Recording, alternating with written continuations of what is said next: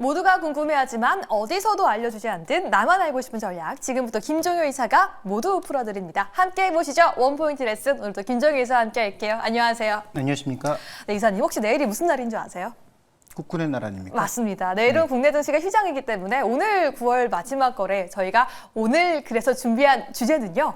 바로 10월의 시장을 미리 보게 하면서 저희가 어떤 전략 세워봐야 할지 이 여전한 노이즈는 뭐가 있을지 점검해보며 큰 그림 그려보도록 하겠습니다. 이사님, 여전히 10월에 중요한 노이즈는 뭐가 있을지 좀 중요 포인트 하나씩 열어볼까요?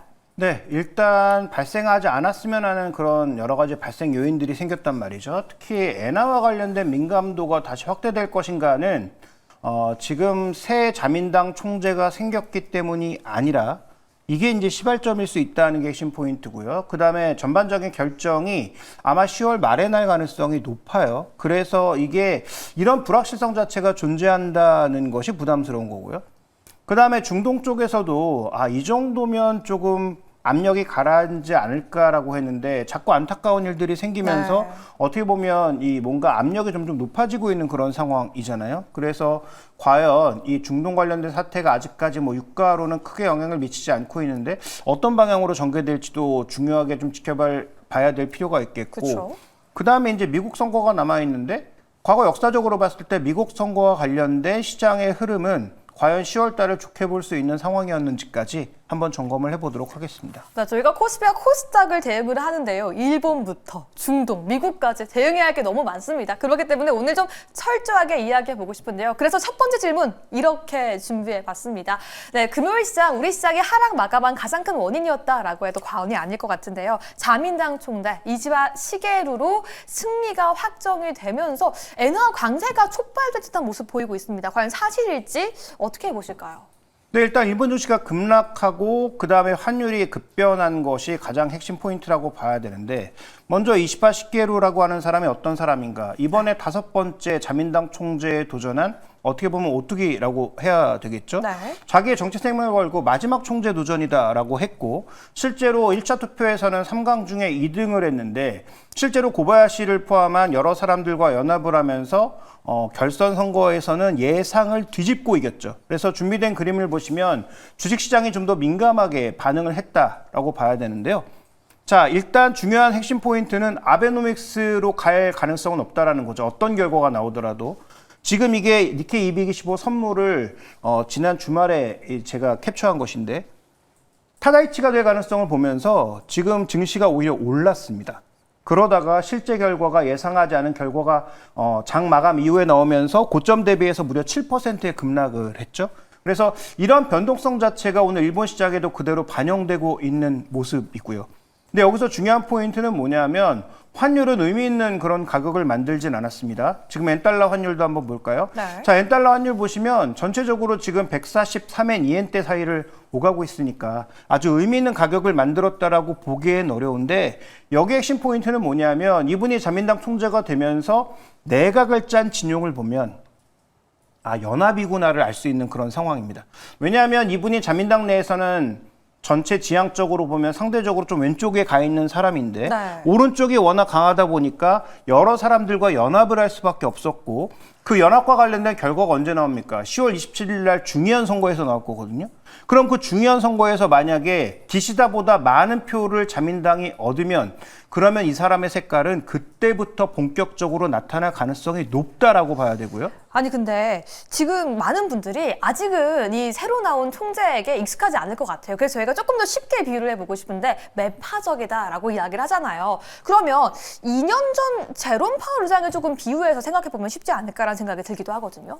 근데 그게 그렇게 보기가 어려운 게 이분이 지금 자민당 총재로서 총리가 되는 건 맞지만 아직 정치적인 그립을 잡았다라고 보기가 어렵습니다. 그래서 말씀드렸던 것처럼 10월 27일 날 중요한 선거를 했을 때 기시다보다도 낮은 득표율과 의석수가 나온다? 그러면 제가 보기에 이 정부도 길게 가기가 어렵다라는 거죠. 그래서 지금 분위기가 좋죠. 세부 그 시게루가 왔을 때 전체적인 여론이 기본적으로 기시다의 지지율보다 꽤 높게 나왔습니다. 그렇게 본다면 이번에 선거 결과가 나와서 이 사람이 지금 얘기하고 있는 국방 쪽의 정책이라든지 경제 관련 정책들을 힘있게 밀어붙일 수 있는 힘이 생기는 것은 월 말입니다. 아, 그러니까 지금 아마 일본 증시가 급한 변동성을 보이고 있으나 이런 변동성이 지속되기보단 이분이 어떤 행보를 보이는지, 그다음에 중요한 선거의 결과는 어떻게 나타나는지에 따라서 이 변동성이 이어질 것이기 때문에 네. 제가 우려하고 있는 건 오히려 그 부분이에요. 그래서 지금 당장 나타나고 있는 변동성이 문제가 아니라 적어도 10월 말까지 이 방향성에 대해서 명확하게 결론 내리기 어려운 불확실성이 우리 시장의 상단을 제약할 요소가 되지 않을까, 저는 그렇게 보고 있고요.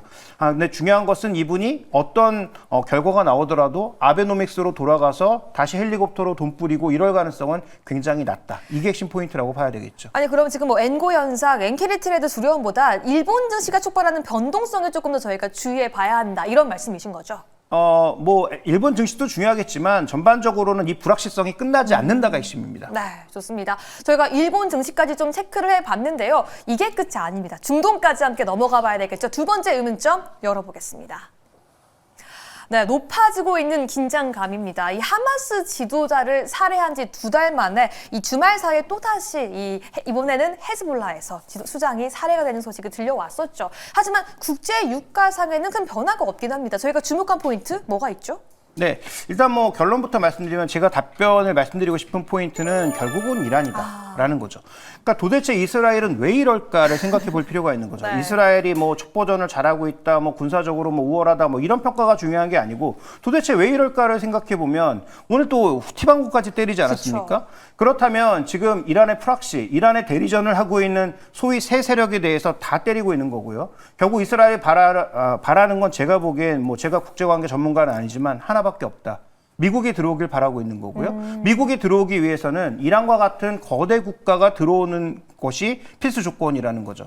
그러니까 이란이 아닌 소위 프락시들과 이스라엘 싸움에서 미국이 그 안에 들어올 가능성은 거의 제로에 가깝다라고 봐야 됩니다. 근데 만약에 이란이 들어오게 되면 인구도 8천만이죠. 군대도 꽤 있죠. 그다음에 전력시설들이 많다는 점을 고려해 봤을 때 이란이 본격적으로 참전하는 단계로 가게 되면 그러면 미국도 어떤 식으로든 관여도를 높일 수밖에 없다라고 보여집니다. 이스라엘이 바라는 점은 바로 그 지점이라고 보여지고요. 이란도 그걸 알고 있기 때문에 지금 진입하지 않고 있는 거라고 볼 수가 있는 거죠.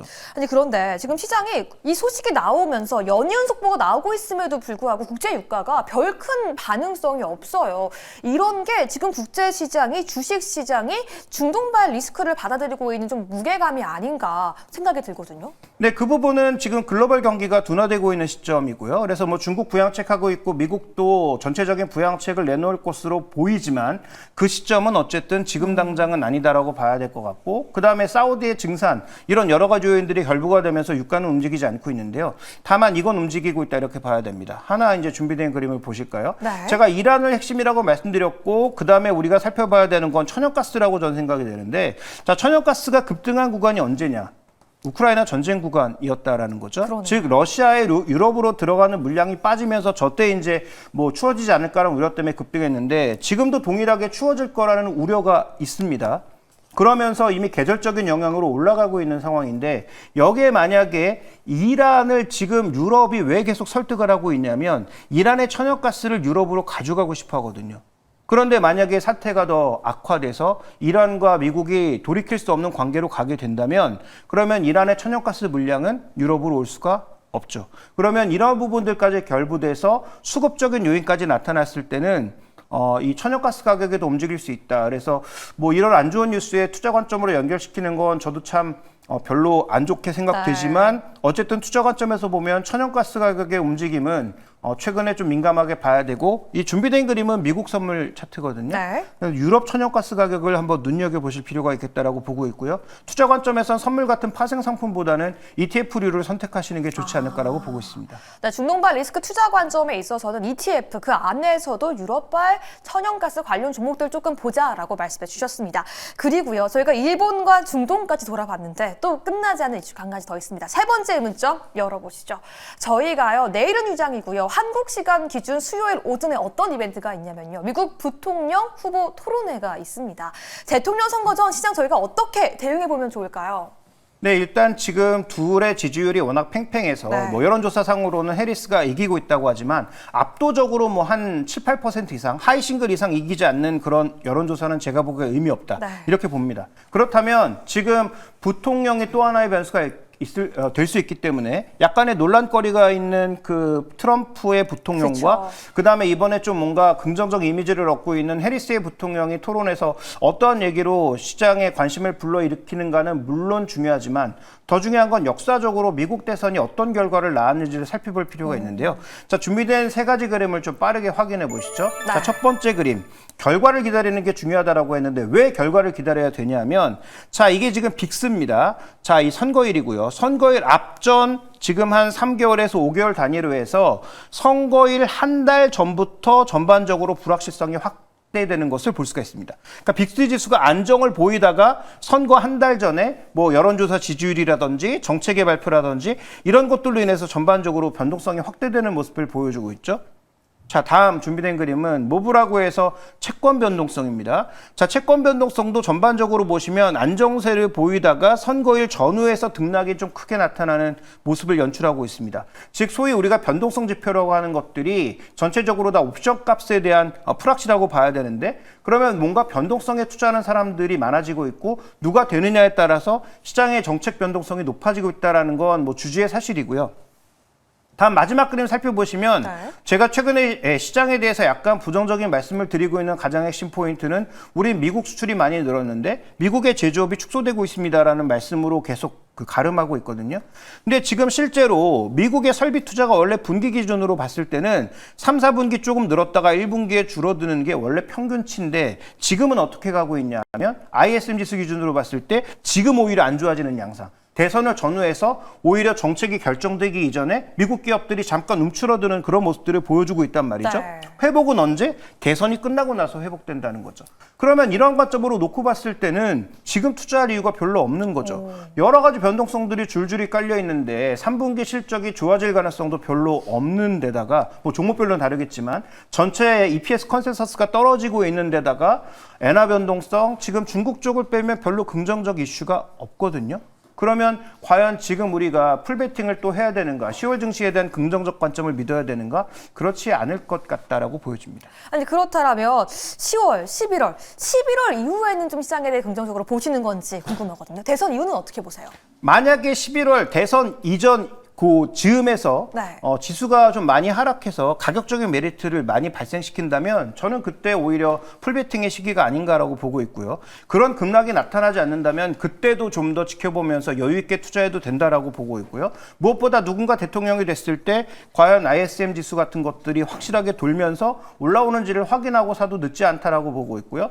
또 하나 종목의 선택은 누가 대통령이 되느냐에 따라서 달라지지만 그 시점에 따라서 밸류에이션에 따라서 또 달라질 수 있기 때문에 만약에 시장이 더 하락해서 풀베팅할 시기가 된다면 저는 IT 종목에 대해서 풀베팅할 시기가 온 것이 아닌가 이렇게 좀 보고 있습니다. 이제 좀 결론을 내려봐야 될 것 같은데요. 그럼 10월 시장을 앞두고 있는 우리 시청자분들 좀 어떤 전략이 가장 크게 유효할까요? 근데 9월장이 좀 불안했기 때문에 10월장 되면 좋아지지 않을까라는 기대를 많이 가지셨을 것 같은데 저는 뭐 그렇게 보지 않고요. 그래서 여기서 말씀드릴 핵심 포인트는 다 설명드렸으니까 선침해보단 여전히 관망이 좋겠다라는 관점이고 확보하신 현금이 있다면 함부로 쓰기보다는 여전히 좀 더 지켜보는 것이 유리하겠다. 시장에 올라갈 때 대응하는 방법은 수만 가지가 있지만 내려갈 때 대응할 수 있는 방법이 별로 없단 말이죠. 네. 그래서 지금 구간은 여전히 조심스럽게 접근해 보자라고 말씀드리겠습니다. 좋습니다. 이렇게 오늘 9월의 마지막 거래 10월 시장을 앞두고서 투자 전략까지 함께 세워봤는데요. 여러분들께 도움되었기를 바라면서 오늘 김종규 이사 보내드리겠습니다. 감사합니다.